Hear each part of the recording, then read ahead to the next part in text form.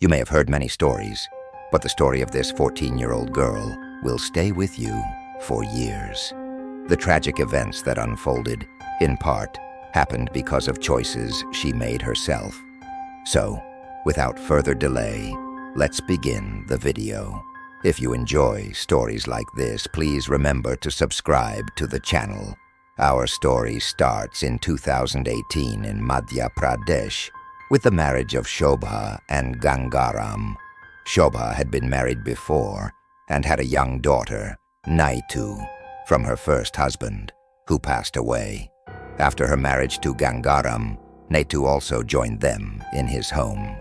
A few years later, Shobha and Gangaram had 2 more children, a boy and a girl, making for a small but growing family. Before the video, I will share an important message for you. Want to make weight loss a little more exciting? Try Nagano Tonic. This powerful elixir helps you lose weight while keeping things fun. Say goodbye to boring routines and hello to a healthy, energized you. Nagano Tonic is made from organic ingredients to help you achieve your fitness goals naturally.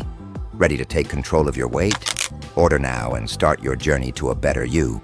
Today, link in pinned comment.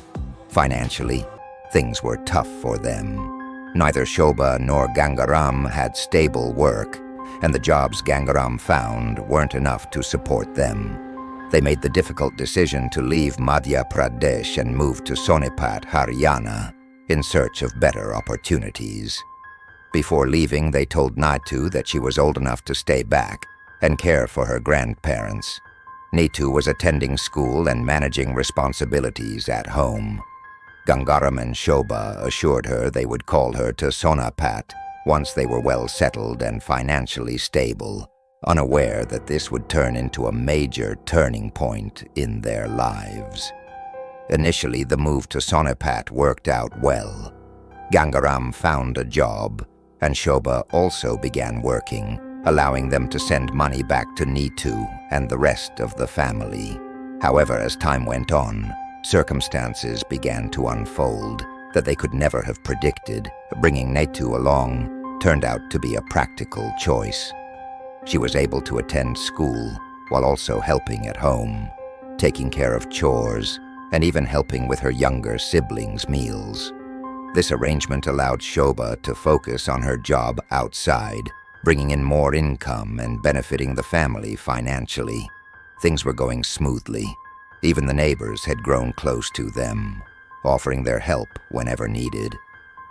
But on April 30th, an unforgettable day, Neetu approached Gangaram early in the morning, asking him for money to buy some school books. Gangaram told her not to worry. He would get them for her instead.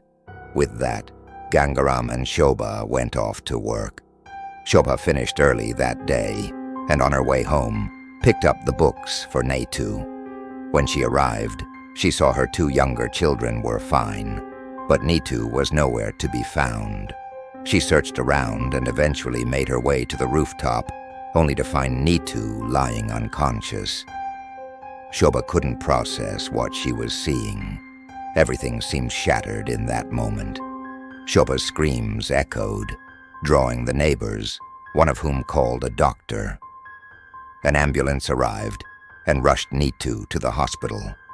But after an examination, the doctors informed Shobha and Gangaram that Neetu was no longer alive. Meanwhile, someone from the hospital had contacted the police, who then arrived to investigate.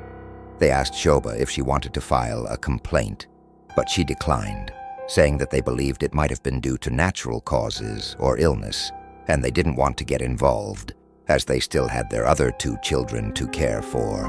As Neetu's body was being prepared to return home, a senior doctor approached the police with a shocking observation. Based on his years of experience, he believed Neetu's death was no accident. He suspected she was murdered, and possibly something worse had happened to her. Hearing this, Shobha, Gangaram, and even the police were stunned. Soon this news spread throughout the neighborhood and media, raising countless questions about what had really happened to Neetu and who could have been responsible. This incident spread rapidly, and soon rumors began circulating, each more exaggerated than the last. The police grew concerned, especially since Neetu's parents hadn't filed a report. They feared that if they didn't take action, they might face scrutiny later, so they registered the case themselves. The police immediately called Neetu's parents to the station, but the parents remained tight-lipped. Suspicion grew that something was being concealed, prompting the police to dig deeper. They questioned the homeowner, Bhagat Singh, who confirmed that nobody else ever visited the house. He hadn't seen anyone enter on the day of the incident either. Taking the matter seriously, the police took Neetu's parents in for questioning. After intense interrogation by senior officers, Gangaram and Shobha finally revealed the truth, a shocking one that would unsettle any parent. They explained that when Neetu was in 6th grade, living with her grandparents, she had begun talking to multiple boys over the phone. According to neighbors, she engaged in these conversations frequently, although her grandparents dismissed it, thinking she was too young to understand such matters. This continued when Neetu moved to Sonipat, and her interactions with boys grew, both at school and with local boys. One day, Shobha caught Neetu red-handed, chatting on the phone, a phone neither Shobha nor Gangaram had given her. This raised a major question. Where had Neetu gotten the phone? Shobha had confronted her, punishing her and taking away the phone, but despite these actions, Neetu hadn't changed. Gangaram soon discovered Neetu's behavior as well. He also tried to discipline her, scolding and even punishing her. But Neetu had grown defiant, boldly telling him he had no right to control her actions.